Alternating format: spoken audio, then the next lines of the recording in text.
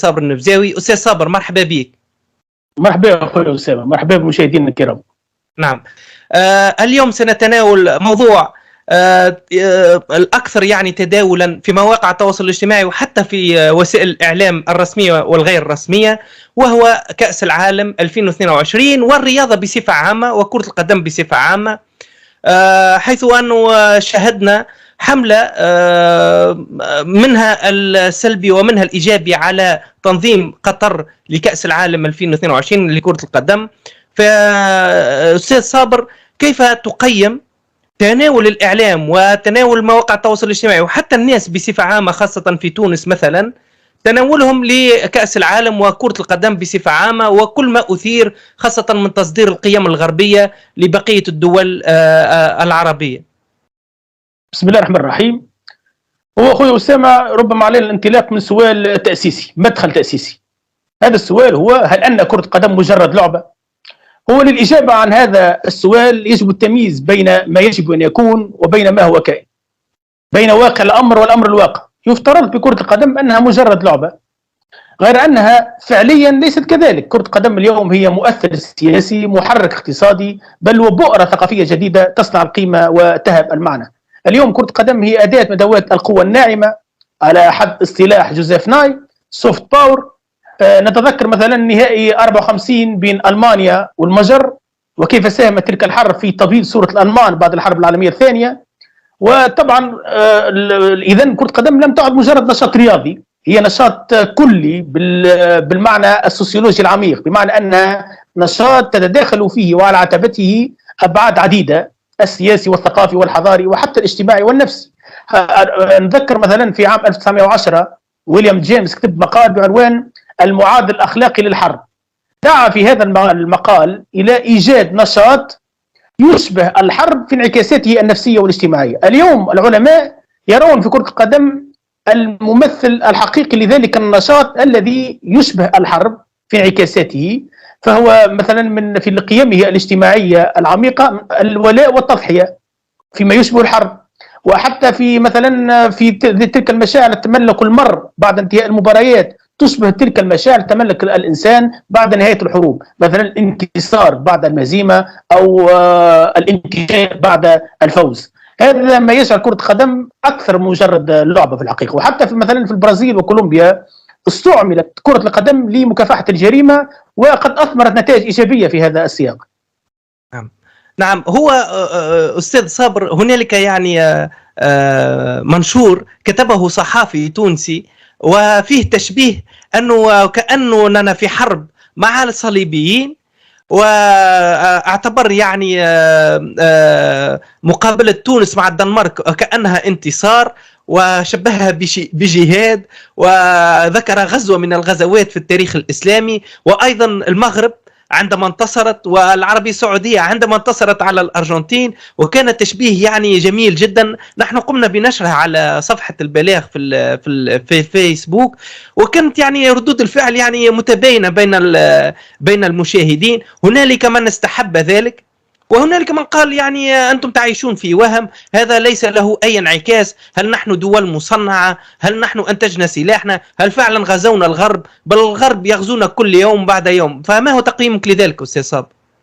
هو مثل هذه التشبيهات والإسقاطات إيجابية من جانب معين في الحقيقة، وصحيح طبعا هي مجرد مباراة كرة قدم في نهاية الأمر، لكن الإيجابي في مثل هذه التشبيهات والتنزيلات هو تذكير الشباب وتقريبهم من تاريخهم. فكان نقول لهم ألقوا نظرة على الماضي، حيث الحروب الصليبية وحيث الحروب الحضارية بين الإسلام الحضاري والغرب. يعني هذا هو النقطة الإيجابية في مثل هذه التشبيهات. صحيح هي مباراة كرة قدم في النهاية، ولا يمكن تشبيهه بمثل هذه التشبيهات الصاخبة، حروب صليبية وما إلى ذلك، لكن القوة يعني في هذا التشبيه أنه يذكر الشاب العادي، يعني الذي يتابع كرة قدم، جمهور كرة قدم البسيط بين قوسين بتاريخه، ويذكره بأن الصراع الحقيقي هو صراع حضاري في نهاية الأمر، صراع هووي، صراع ثقافي، وهذا طبعا مهم جدا، وهذا مسألة إيجابية لا ننكرها في الحقيقة. والمسألة السلبية أستاذ صابر؟ طبعا السلبية في أنه كأننا تصبح مباراة كرة قدم كأنها يعني حرب تحرير، يعني وهي في الحقيقه ليست حرب تحرير ماديه يعني مباشره. نحن عندما نتصرف في مباراه كره القدم لم نحرر ارضا بنهايه الامر، لم نفعل شيئا، لن ننصر قضيه فلسطينيه بشكل فعلي ومباشر. لكن طبعا هناك علينا ان نؤمن بمبدا التراكم ايضا، يعني هناك مبدا التراكم التاريخي الخلاق، مبدا استنهاض الوعي بشكل تدريجي، وهذا مهم. يعني عندما يتعلم الشاب العربي والمسلم ويعرف تاريخه ويعود الى تاريخه حتى من باب يعني حب الاطلاع، من باب الفضول، يقول يتحدث مثلا، يقول يتحدثون كثيرا عن الحروب الصليبيه وعن الغرب الصليبي وعن الهجمه الغربيه والحضاره الغربيه. سألقي نظره ماذا يعني كل ذلك يعني، وهذا مهم يعني في استفزاز الفضول المعرفي لدى الشباب. نعم استاذ صابر، انت لكن طبعا نعم تفضل. طبعا مع التشديد على ضروره يعني استنهاض الوعي بخطوره ذلك الجانب الالهائي في اللعبه يعني لكره القدم. نعم أستاذ صابر، هي أنت قلت يعني أنا كنت سأسأل سؤال آخر، لكن الآن الملاحظة الأخيرة التي ذكرتها هي جانب إلهائي، لكن في نهاية الأمر هي تبقى رياضة، ورياضة فعالة جدا. يعني حتى يعني الإنسان لما يمارس الرياضة فيبقى الجسد يعني جسد صحي وجسد سليم، فهذا ينعكس حتى على حياة الإنسان. يعني ممارسة مثلا كرة القدم بشكل أسبوعي أو مرتين في الأسبوع هذا أمر مستحب. طبعا هو هذا اول مستويات الفهم، بما انه العقل السليم في الجسم السليم، طبعا الرياضه امر محبب، لكن نحن نحاول اليوم يعني الغوص في كره القدم كشيء اكثر من مجرد لعبه، اكثر من مجرد رياضه، اكثر من مجرد ممارسه بدنيه. هناك الكثير من القيم تزدحم اليوم في لعبه القدم، في المنافسات الرياضيه، وخاصه في المنافسات العالميه ذات الصيت العالمي. نحن اليوم مطالبون بالاشتغال البراغماتي على هوامش منافسات كره القدم، توظيف فراغاتها لتمرير قيمنا وثقافتنا ونشر انحيازاتنا السياسية والإنسانية. هذا هو المهم وهذا هو الأهم في رأيي.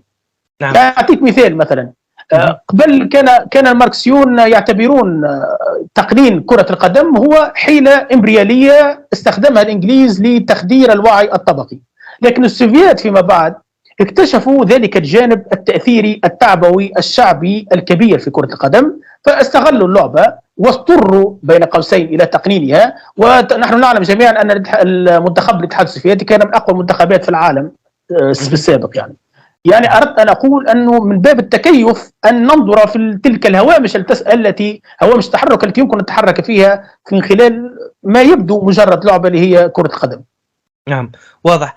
أستاذ صابر، أنت ذكرت في بداية الحصة كلمة مهمة جدا وهي مرت يعني مرور سريع، ولكن أود أن تركز عليها وتفسر لنا هذه الكلمة. أنت قلت كرة القدم أصبحت كأداة من القوة الناعمة، أداة من أدوات القوة الناعمة، سوفت باور. لماذا كرة القدم بالذات؟ وكيف تتمظهر هذه القوة الناعمة؟ أنا نعرف مثلا أن القوة الناعمة أو ما يسمونها بالسلطة الرابعة هي سلطة الإعلام، وأصبح فعلا الإعلام يعني أصبح يصور الضحية هو الجلاد والجلاد ضحية، وكل هذه الأمور التي والتعبئة التي تحدث في المجتمع، وحتى مثلا لتوجيه الانتخابات في مرشح معين ما أو في اتجاه حزب معين ما. طبعا أنا كنت سقت مثال مباراة شهيرة عام 1954 بين ألمانيا والمجر. تلك المباراة يعني من حيث السياق الزمني، الإطار الزمني، بعيد الحرب العالمية الثانية، كانت صورة ألمانيا مهتزة في العالم، دولة النازية، دولة هتلر وما إلى ذلك. الألمان منذ تلك المقابلة، المباراة التاريخية اللي انتصروا فيها على المجريين، قد شكلوا صورة جديدة لدى الرأي العام العالمي.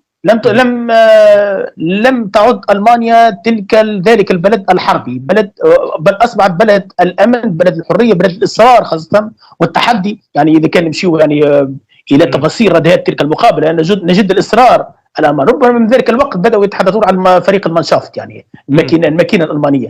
يعني كيف ساهمت مباراة كرة قدم لعبة في تبييض صورة شعب كامل بعد حرب دامية. هذا هو ما يبرز الجانب الذي يجعل من كرة القدم قوة ناعمة أو أداة من أدوات القوة الناعمة، سوفت باور، يعني في مقابل القوة الخشنة التي تعني استخدام القوة المادية المباشرة. نعم نعم واضح أستاذ صابر، لكن هل هذا ينطبق على جميع الرياضات ولكن أم كرة القدم بالذات، ولماذا؟ هو بشكل عام جميع الرياضات ولو بشكل متفاوت يمكن استخدامها كقوة ناعمة، لكن كرة القدم بما أنها اللعبة الشعبية الأولى في العالم يعني هي طبعا يمكن استخدامها كأداة من أدوات القوة الناعمة بشكل أكبر بكثير من الرياضات الأخرى. الأمر متعلق بالشعبية، مدى شعبية اللعبة. كلما كانت اللعبة شعبية كلما أمكن استخدامه أكثر في كقوة ناعمة لمجابهة أفكار أخرى، حضارة أخرى، قيم أخرى وما إلى ذلك يعني. نعم أستاذ صابر، هو هذا ينطبق على مثلا على ما يحدث للعرب مؤخرا، ونحن نعرف منذ غزو الاتحاد السوفيتي وغزو أمريكا بالذات لأفغانستان، ومنذ ذلك الفترة يتم تصوير الشخص العربي واللباس العربي التقليدي وكأنه يعني مرتبط في ذهن الغرب بأنه هذا الشخص هو معادل للإرهاب أو للخوف، أو أنه هذا خطر، الإنسان العربي إنسان خطر، وأن اللحية أصبحت رمز للتخويف وللإرهاب وهذه الأمور.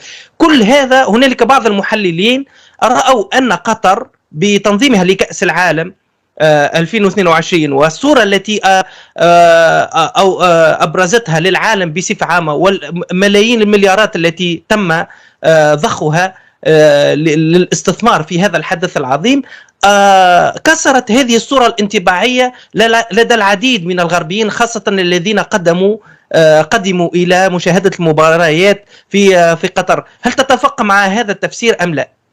هو صحيح جدا، يعني هو الإنسان كما نعلم جميعا الإنسان العامي الغربي هو على نحو ما ضحية تضليل، ضحية دمغجة، ضحية تنميط عنصري في علاقة بالآخر الحضاري وبالتحديد الآخر الإسلامي، ستيغماتيزاسيون. يعني هناك صورة نمطية لدى الغربي العادي على أنه العربي همجي، العربي بربري، العربي قذر، العربي متعصب وما إلى ذلك من تلك التصنيفات النهائية المغلقة. طبعا لذلك هو الغرب نفسه في مونديال قطر، في متعلق مونديال قطر، يخشى من مرور صورة أخرى للعربي، يخشى من كسر تلك الصورة النمطية التي رسمت في العقل الغربي حول الإنسان العربي الشرقي.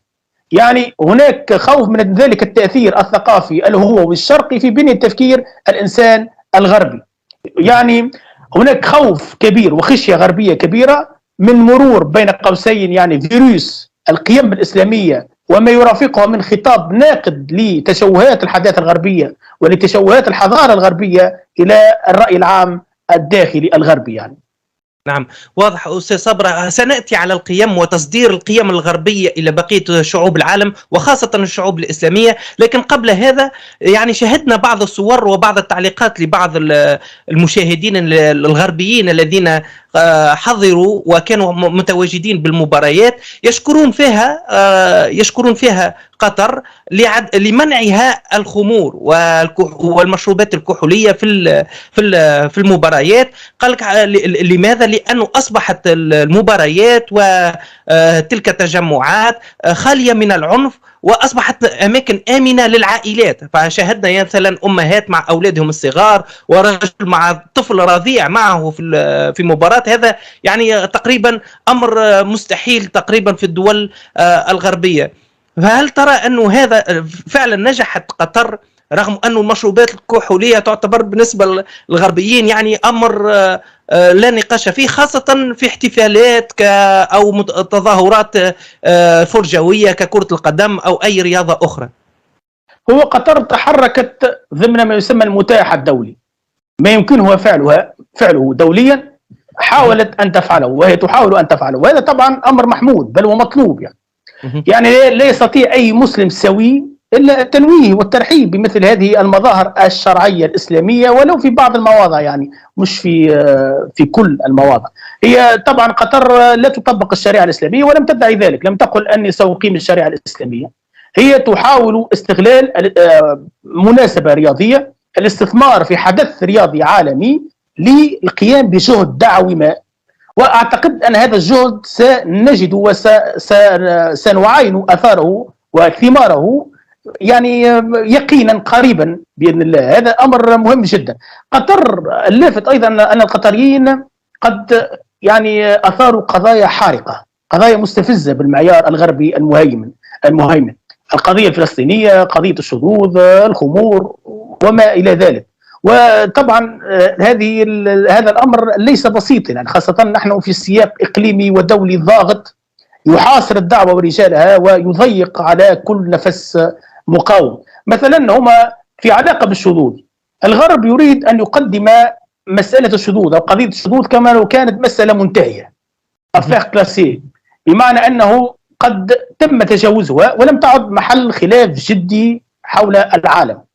قطر، ما فعلته قطر هو اختراق في الحقيقة، هو يعني اعتراض صاخب ومناكفة صاخبة لما يود الغرب نشره وفرضه على بقية العالم بمنطلق كوني وعلى مستوى كوني. في الحقيقة الأمر مهم جدا ما فعلته قطر، ولو أنه حتى روسيا في النسخة الماضية أعتقد 2018 قد قدمت يعني العديد من الاعتراضات الكبيرة على الشواذ، وقد مورس حتى عنف مادي على الشواذ، ولم نرى ذلك الصخب وتلك الضوضاء الغربية حول روسيا. وهذا يجعلنا نعود إلى تلك الحرب على الإسلام، في الحقيقة الحضارة الإسلامية، على الرؤية الإسلامية. نعم أستاذ صابر، هل يعود هذا الهجوم الخاص أو الهجوم المنتقى، يعني سياسة المكيال بمكيالين هذه لدى الغرب على الإسلام، لأن الإسلام فعلا يمثل الحصن الأخير للبشرية عامة، وليس فقط يعني للمسلمين، للبشرية عامة، للبشرية عامة، في الحفاظ على فطرة الإنسان، في الحفاظ على الأخلاق، على القيم الإنسانية التي تحفظ كرامة الإنسان وتحفظ الحياة الاجتماعية السليمة في بيئة اجتماعية نظيفة، سواء كان للأطفال، للنساء، وللرجال والشيوخ. بطبيعة الحال هو ينظر الإسلام على أنه بديل حضاري للغرب، وهذا ليس كلامي أنا فقط وكلام المسلمين فقط. يعني ميشيل أونفري مثلا الفرنسي يتحدث عن صعود كبير وقريب للحضارة الإسلامية على حساب الحضارة الغربية. يقولون الحضارة الغربية وصلت إلى مرحلة التهرم، وقد وصل الإنسان الغربي إلى مرحلة من الميوعة والتميع بشكل يجعله غير قادر على مواجهة التحديات، على الاستجابة للتحديات بالمعنى التوينبي يعني. وابن خلدون قبل حدثنا عن أن الازدهار الحضاري يصنع إنسانا ضعيفا، والإنسان الضعيف في النهاية سيتسبب في انهيار تلك الحضارة. بمعنى أنه بالعكس أحيانا الذروة، عندما تصل حضارة ما أو دولة ما إلى ذروة تقدمها فإنها تصل بالتالي إلى ذروة التهديد بأفولها، وهذا الطرح الذي تقدمه توينبي. في الحقيقة الانتقادات الموجهة إلى قطر المتعلقة بحقوق الإنسان وحقوق العمال وحتى المناخ هو ليس غريبا عن العقل السياسي الغربي. مثل هذه التحفظات رأيناها فيما يتعلق بدول مثل الصين والهند والبرازيل، وذلك لكبح جماح تقدمهم الصناعي والاقتصادي. الغرب ينسى أو يتناسى كيف تلك الانتهاكات الحقوقية الداخلية التي كانت تقع في دوله منذ يعني بداية تثبيت المنظومة الرأسمالية. الآن في السويد مثلا، يعني أيقونة الغرب المترفه المتحضر، يفرضون ما يسمى الاندماج الثقافي، حيث لا يرون غضاضة في افتكاك طفل من أبويه ونقله إلى أسرة أخرى ليتعلم أو ليربى على قيم أخرى غير قيم أسرته الأصلية. أين التعددية الثقافية التي يطلبونها من قطر في هذا؟ أين الحقوق والحريات والإنسانية في مثل هذه الأفعال القروسية؟ أليس هذا كيل بمكيالين أو حتى ربما بمكاييل؟ يعني في الحقيقة هذا يؤكد أننا أمام تأسس غربي، مناكفة غربية مبنية على يعني استعلاء حضاري ومركزية ثقافية. يعني وحتى جوزيف بوريل يعني الممثل السامي للاتحاد الأوروبي يقول أوروبا الحديقة والعالم غابة. هذا هو يعني منطق، نحن الحديقة والآخرون غابة، يتحكم اليوم في العقل الغربي. لكن أستاذ صابر، حتى يعني نطرح وجهة النظر الأخرى أو المخالفة، أليس هذا صحيح؟ يعني فعلا الغرب حقق نوع من التقدم العلمي والتكنولوجي، ونرى أن الشعوب الغربية وخاصة غرب أوروبا وأمريكا الشمالية تعيش يعني رغد العيش، يعني مواطنون لديهم حقوق وحريات وديمقراطية، ولا نرى مثلا ظلم، وهنالك شفافية وحوكمة في مؤسسات الحكم وكل هذه الأمور. يعني فعلا الغرب لديه المقومات التي تجعله يقول نحن منتصرون، وعلى البقية أن يتبعوا مثالنا لأننا نحن ناجحون. لا، لو كان يمكن أن يكون كلامك صحيحا لو أن ما يقدمه الغرب هو نهضة حقيقية. ما يقدمه الغرب هو نهوض في الحقيقة، نهوض مادي بمعنى يغلب عليه المادية، ولو أن هناك الكثير من العدل في البلاد الغربية أكثر مما هو موجود في بلاد المسلمين. وطبعا الله ينصر الدولة العادلة ولا ينصر الدولة، وحتى لو كانت كافرة، ولا ينصر الدولة الظالمة حتى لو كانت مؤمنة، كما نقل ذلك ابن تيمية. هذا صحيح. يعني في النهاية طبعا هناك ما يسمى الأخذ بالأسباب. يعني من يأخذ بأسباب التقدم يتقدم حتى لو كان كافرا. هذه سنة الكون، السنة الإلهية، سنة التاريخ. لكن المشكلة في الغرب ليست في كونه يقدم النموذج للاحتذاء فقط. هو يرى الآخرين أكثر توحشا حتى لو كانوا يعني حققوا شيئا من التقدم. انظر نظرتهم مثلا إلى الصين رغم تقدمه في عدة مجالات، أو حتى اليابان أحيانا هم يوجهون بعض الانتقادات حتى اليابان، يعني ينظرون إليهم على أنهم دون مرتبة الغرب. اليابان مثلا ربما هي أرقى من جميع الدول الأوروبية وجميع دول الغرب، ربما ماديا وحتى ربما قيميا هي أكثر محافظة من الغرب اليابان. نعم. ومع ذلك هم يرونها هي دونهم، لا يعتبرونها تنتمي إلى الغرب الحضاري، الغرب المتحضر، الغرب المتمدن. يعني تلك النظرة الإقصائية الإلغائية لدى الغرب كما قلت لك، يعني هذا ليس منطق. هذا منطق يعني كما قلت لك نحن الحديقة، جوزيف بوريل كما قال نحن الحديقة والآخرون الغابة. هذا منطق طبعا إقصائي عنصري لا يستقيم في الحقيقة. نعم، واضح أستاذ صابر. لكن نحن هذه الشعوب بما فيها حتى الشعوب الغير إسلامية مثلا، كيف يمكن لها أن تحمي نفسها؟ رأينا الآن مثال قطر أنها استغلت هذا الحدث واستغلت هذا الهجوم الذي حدث لها لتصدير صورة كان الغرب يريد طمسها لعقود، ونجح في ذلك من الناحية الإعلامية وبالسينما وبكل تلك يعني التشويه الذي حدث في كل هذه العقود الأخيرة. حتى مثلا حتى في أحداث يعني إرهابية، يعني حسب الإحصائيات الأخيرة يعني العمليات الإرهابية التي يقوم بها الملحدون والمسيحيين أضعاف العمليات الإرهابية الذي يقوم بها ناس من ديانة إسلامية أو من أصول عربية. رغم ذلك نرى لما يكون هنالك حدث إرهابي ومنفذ شخص مسلم أو شخص عربي يتم التركيز على ذلك الحدث وتتداوله جميع القنوات لأسابيع، وتفتح المنتديات واللقاءات لتفسير هذه الظاهرة والتخويف من الشخص العربي والتخويف من الدين الإسلامي. نحن كمسلمون كيف يمكننا أن نتصدى لهذه الهجمة ونصلح هذا الانطباع السيء خاصة لدى الشعوب الغربية؟ يعني كما أوضحت أنت في بداية الحلقة أن الشعوب الغربية هي نفسها ضحية لهذه الممارسات. نحن يجب أن يكون لنا هاجس يعني تبييض صورتنا لدى الغرب. نحن علينا أن نحاول يعني إصلاح وضعنا الداخلي خاصة من الناحية السياسية. هناك رهانات سياسية كبيرة، تحديات سياسية كبيرة. تحقيق العدل في البلدان الإسلامية مهم جدا، وتأسيس أنظمة أقرب إلى الشرع مهم جدا. هذا هو ما يجب أن نهتم به ونفكر فيه. في النهاية يعني تحسن الصورة سيأتي تباعا بعدما نصلح أوضاعنا الداخلية، يعني بشكل طبيعي ستتحسن صورتنا في الخارج. نحن مطالبون في النهاية بإيصال الإسلام إلى الآخر، وليس بإيصال صورة جيدة أو حسنة لنا، يعني كأشخاص أو كحضارة أو كثقافة. هذا هو في النهاية. نحن هناك تفضل. لا تفضل، واصل. أردت أن أقول لك أنه تلك الأستاذية اللي تعامل بها الغرب معنا، يعني يعتبر نفسه أستاذا علينا، هذه الفكرة تقوم على اعتقادات أو أوهام معينة. من هذه الأوهام مثلا اعتقادهم بأن اكتشاف الأبجدية وابتكار الأبجدية هو كان على يد الأوروبيين، هو ابتكار أوروبي.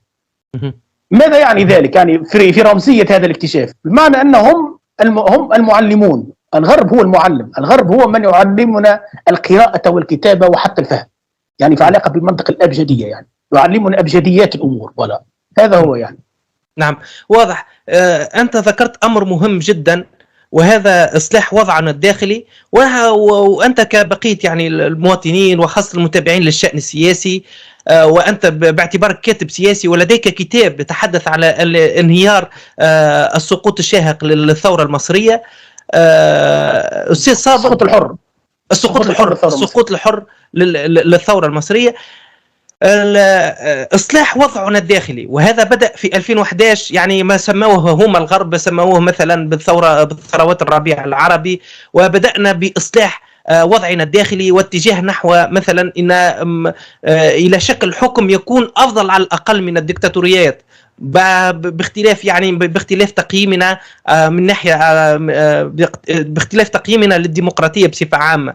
لكن لاحظنا للأسف أن هذا الغرب الذي يتشدق بالحريات والديمقراطيات وينعم في على أرضه المواطنون، سواء كان من أصول غربية أو من أصول مختلفة، بالعدالة وبالحقوق والحريات، نرى أنه قام بتمويل انقلابات. وشفنا يعني لاحظنا ماذا حدث في مصر، ما حدث أيضا في سوريا، وما حدث في تونس أخيرا. يعني هو راهو بالنسبه للغرب صعب قضيه الحريات الداخليه واحترام حقوق الانسان حتى داخليا داخل الغرب، يعني كلام يناقش وينسب. ليس هناك احترام كامل لحقوق الانسان في اوروبا. يعني مثلا مؤخرا كانت هناك مظاهره مسيره احتجاجيه لافارقه في فرنسا في باريس حول المعامله غير اللائقه للعمال وما الى ذلك والوضع الصعب لهم. اذا يجب ان ننسب الامور يعني في علاقه بحقوق الانسان. لكن طبعا هناك فرق كبير بين ما يعيشونه هم من حريات ومن حقوق انسان. يعني نستطيع ان نقول ان افضل بكثير مما نعيشه نحن في العالم الاسلامي بشكل عام. هذا طبعا نتفق فيه. بالنسبه للموقف الغربي من ما يجري في الدول الاسلاميه وفي دول الثورات، هو في الحقيقه راهو الغرب يعني هناك مقومان اساسيان، عاملان اساسيان هو اللذان يحددان الموقف الغربي مما يجري عندنا: المؤسساتية والاستقرار. ما معنى المؤسساتية والاستقرار؟ المؤسساتية أي وجود مؤسسات منتخبة، حتى ولو انتخاب سوري راهو. المهم أن تكون هناك مؤسسات منتخبة يمكن يعني ادعاء أنها تمثل الشعوب. هذه نقطة. ويجب أن تكون هناك حكومة أو رئيس يعني ذو شرعية معتبرة يمكن التعامل معه كمقابل، يعني فيزافي سياسي للتفاوض معه والاتفاق معه حول المشاريع والمخططات والتنسيقات البينية. هذه حاجة. النقطة الثانية هي الاستقرار. الاستقرار طبعا هو مصطلح كودي. الاستقرار لا يقصد به الغرب سوى استقرار المصالح في نهاية الأمر. يعني ليس بالضرورة يعني الاستقرار هو غياب الشواش والفوضى. قد تكون هناك فوضى لكنه بمعنى الغربي هو استقرار، بمعنى أنه في فترة ما عندما سادت الفوضى في سوريا كان استقرارا يعني بالمعنى الغربي في نهاية الأمر. كان الوضع مستقرا في سوريا، لم يعني هناك تشرذم كامل المعارضة السورية مثلا. هناك يعني دعم روسي وإيراني للنظام السوري. يعني الوضع كان مستقر بهذا المعنى. في مصر الوضع مستقر أمريكيا رغم أنه وضع انقلابي ووضع اقتصادي يعني مزدري ويعني يعني وضع متدهور بشدة، إلا أنه يعتبر وضعا مستقرا. تثبيت الوضع الانقلابي في تونس هو فرض الاستقرار فرنسيا أيضا. شفت كيفاش المعنى الغربي للاستقرار كيفاش؟ هذا هو ما يهم الغرب في النهاية، هو المؤسساتية، يعني انسجاما مع منطق المؤسسي للدولة الحديثة. هناك نموذج للدولة الحديثة يجب أن يفرض على جميع دول العالم. هناك رأي عام غربي يطلب من حكوماته أن لا يتعامل مع دول لا تحترم هذه المؤسساتية. وحتى كوريا الشمالية وهي من هي في الدكتاتورية والتوحد السياسي، فيعني عندها برلمان منتخب. نعرف ان هي انتخاب سوري وما الى ذلك، لكن على الاقل عندها برلمان من حيث الشكل منتخب يحتوي على اكثر من 600 عضو، وعندها رئيس وزراء او الناس مش بيه، ولكن عندها رئيس وزراء. بمعنى شفت كيفاش حتى الدول يعني التي خارج السر او خارج الصندوق انتر بارنتيز لا تستطيع ان تتجاهل هذا المنطق المؤسساتي للدوله الحديثه. لن تخرج من جلباب الدوله الحديثه حتى تستطيع ان تربط خيطا او جسرا حتى لو كان واهيا مع الغرب الحداثي او المتحدث. نعم، طيب أستاذ صبر، تناولنا سندخل قليلا في السياسة، ابتعدنا قليلا عن الكرة وسنعود إلى الرياضة. لكن ما دمنا يعني أثرنا الموضوع السياسي، نحن كشعوب يعني نرى أن الغرب كما أنت يعني تحدثت لا يراعي مطالب هذه الشعوب من في الداخل هذه الدول الديكتاتورية في التحرر وفي العيش الكريم، ومطالبة يعني ممارسة سياسية لا يظلم فيها أحد على الأقل، وتكون هنالك عدالة وديمقراطية بين قوسين.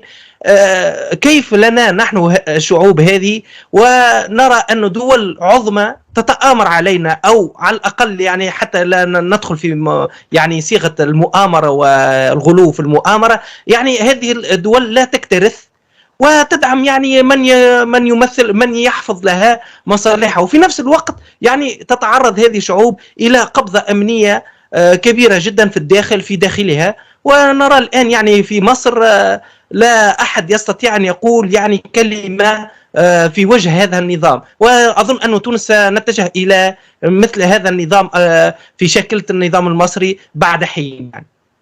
هو بالضبط الشعوب العربية بين مطرقة الأنظمة الداخلية وسندان الأنظمة الغربية. وطبعا المشكلة هنا أننا أحيانا زدنا نعتقد أنه الفاعل الغربي هو فاعل نهائي وحاسم، بمعنى أنه يقول للشيء كن فيكون، وهذا ليس صحيحا. يعني هناك كثير من التهويل في علاقة بالدور الغربي وما يمكن أن يفعله الغرب. ويمكن نحن يعني بقدراتنا الذاتية على المقاومة والصمود والنضال أن نحرك حتى ونؤثر حتى في القرار الغربي ونجعله يقف إلى جانبنا رغما عنه. يعني مثلا نعطيك مثال، باراك أوباما في كتابه أرض الميعاد، هو عبارة عن مذكرات، يقول إنه كان يعني لولا الشباب ميدان التحرير لقبل بأي خطة أو بأي مشروع للإصلاح يقدمه مبارك. هنا يعني يتبين لنا دور الفاعل الداخلي، دور الشعوب. عندما يتحرك الشعب قد يجبر الغرب على الوقوف إلى جانبه ولو مرحليا، ويمكن للشعوب حينها أن تستغل تلك الفرصة حتى تؤسس نظاما يعني إصلاحيا أو حتى ثوريا، يعني راديكاليا، يعني يصنع واقعا جديدا لبلاده وللناس، يعني احتياجاتهم اليومية بشكل خاص يعني. نعم، واضح أستاذ صابر، شكرا على التوضيح. أستاذ صابر، نعود إلى الرياضة. الآن يعني لاحظنا أن قطر فعلا نجحت نوعا ما في تحسين الصورة والانطباع الغربي على المسلمين بصفة عامة، ولكن ألا يأتي هذا على حساب يعني أموال ضخمة؟ يعني 220 مليون دولار تم استثمارها في كأس العالم، وهو أكبر مبلغ منذ تأسيس كأس العالم في تظاهرة كأس العالم في بقية الدول العالم. هذا أكبر مبلغ ويفوق جميع ما استثمرته الدول مجتمعة كلها في تاريخ تنظيم كأس العالم. هذا المبلغ يعني أنا قرأت بعض المحللين يقول لك لماذا لم نستغل هذا المبلغ مثلا في بناء صناعة عسكرية، صناعة أو نسيج صناعي في قطر أو غير قطر، وتستثمر قطر تلك الأموال في صناعة نهضة صناعية وثورة معلوماتية في قطر، عوض أن نقوم كما قلت يعني وأسلفت في حديثك أن نقوم بالتركيز على تحسين صورتنا في الخارج، فنجعل يعني الأرقام والمنتوج الصناعي هو من يتكلم عوض يعني هذه التظاهرات أو غيرها. هو لا شك أن هناك تبذيرا قطريا في هذه الناحية، لكن هذا الأمر علينا أن ننسبه، لأنه معظم الأموال التي ذهبت في تنظيم كأس العالم ذهبت إلى البنية التحتية في الحقيقة، ولم تذهب إلى الملاعب. عندما نقول البنية التحتية أي التنمية المستدامة، يعني هذا ينفع في النهاية، يعود بالنفع للمجتمع القطري، للشعب القطري، وطبعا هذا سيجلب استثمار لاحقا وهي أموال ستدخل البلاد.